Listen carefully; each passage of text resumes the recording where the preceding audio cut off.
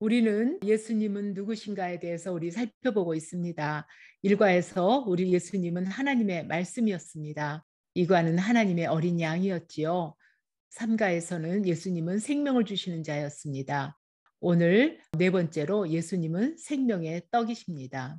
오늘 본문의 내용은 예수님이 떡 5개와 물고기 2마리로 5천 명을 먹이시는 그 기적을 베푸신 다음 날의 일입니다. 이 기적으로 인해서 많은 사람들은 예수님을 자신들의 메시아로 또는 왕으로 삼기를 원했습니다. 이것을 알고 예수님은 무리를 급히 떠나십니다. 다음 날 사람들은 떡을 먹었던 자리인 벳세다 광야에서부터 가버나움까지 예수님을 찾아다닙니다. 예수님은 이들을 향해서 너희가 나를 찾는 것은 표적을 본 까닭이 아니요 떡을 먹고 배부른 까닭이라고 말씀하십니다. 하나의 도시락도 안 되는 오병이어로 5천 명을 먹일 수 있었던 것은 엄청난 기적이지요. 그러나 그들에게는 양이 변화되는 엄청난 기적보다 그로 인해서 그들이 배불리 먹을 수 있었다는 것이 더 중요했을 것입니다. 이제 그 예수님을 이용해서 먹고 사는 경제적인 문제를 해결하고자 합니다.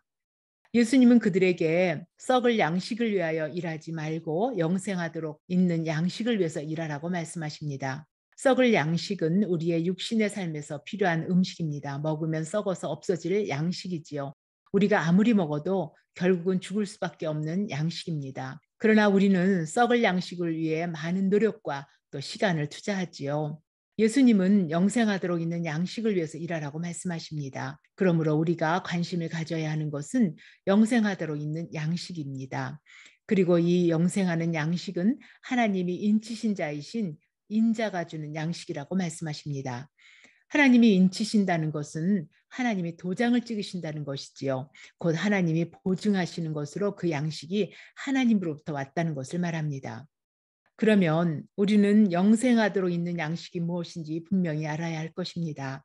예수님은 내가 바로 그 생명의 떡이라고 말씀하십니다. 그러자 사람들이 우리가 어떻게 하여야 하나님의 일을 하오리까라고 묻습니다. 그들은 양식을 얻기 위해서 그들이 무엇을 해야 한다고 생각합니다. 썩을 양식을 얻기 위해서 그들은 씨를 뿌리고 거름을 주고 많은 노력을 들여서 양식을 얻었습니다. 그와 같이 영생하도록 있는 양식을 위해서는 무슨 일을 해야 되는지 예수님께 묻습니다.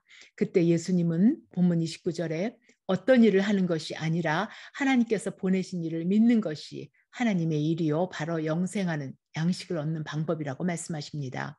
하나님께서 보내신 일을 믿는 것이 하나님의 일이라면 그들은 하나님의 보내신 자를 어떻게 알아볼 수 있는가, 믿도록 하는 표적이 무엇인가를 묻습니다. 그리고 그들은 우리 조상들이 광야를 지날 때 하늘에서 내린 만나를 말합니다.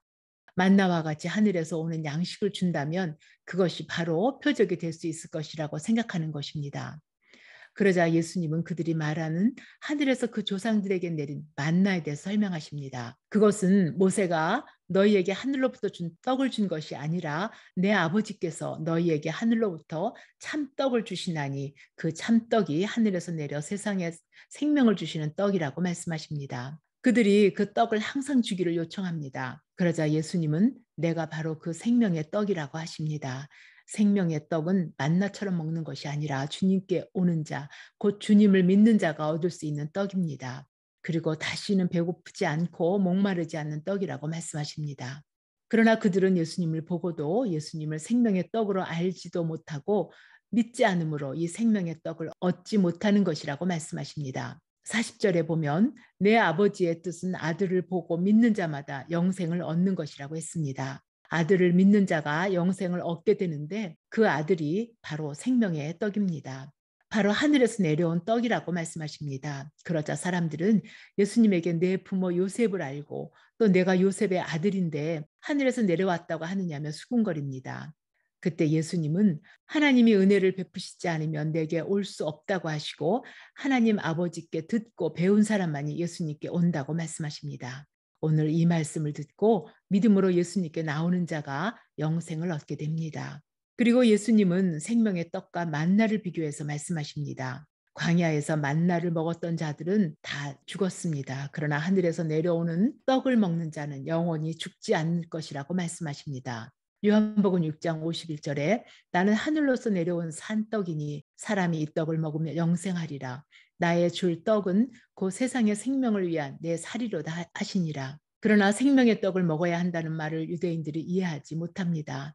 예수님의 피와 살을 먹지 않으면 너희 속에 생명이 없다. 또 나를 먹는 자가 나로 말미암아 살리라.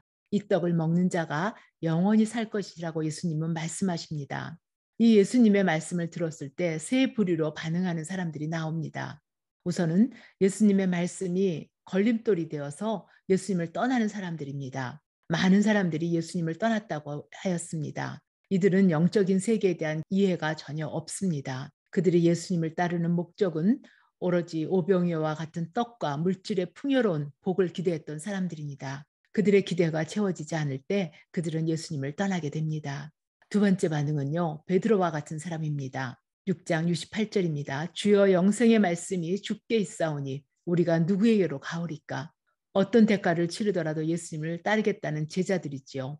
왜냐하면 우리가 주는 하나님의 거룩하신 자인 줄 알았기 때문입니다.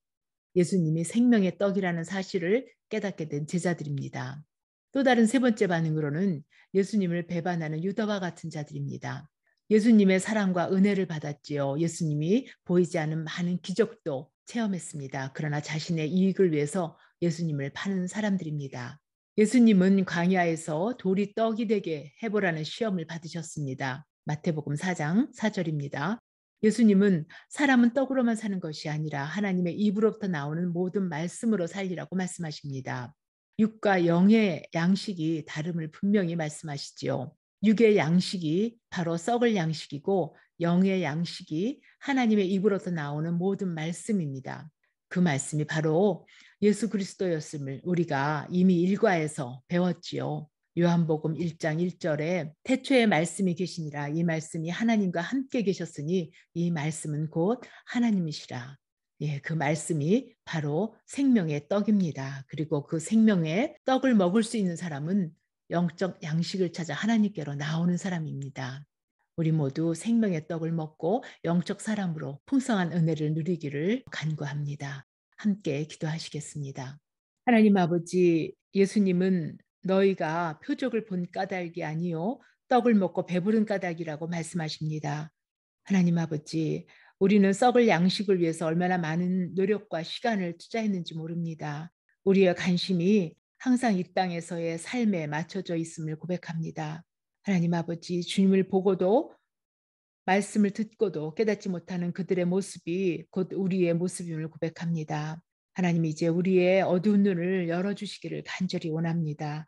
그래서 영원히 배고프지 않고 목마르지 않는 생명의 떡이신 주님 앞에 우리가 나오기를 원합니다. 영생의 말씀이 주께 있사오니 우리가 누구에게로 가오리까 하는 베드로의 고백이 우리의 고백이 되기를 간절히 원합니다. 생명의 떡이신 우리 주 예수 그리스도 이름으로 기도합니다. 아멘.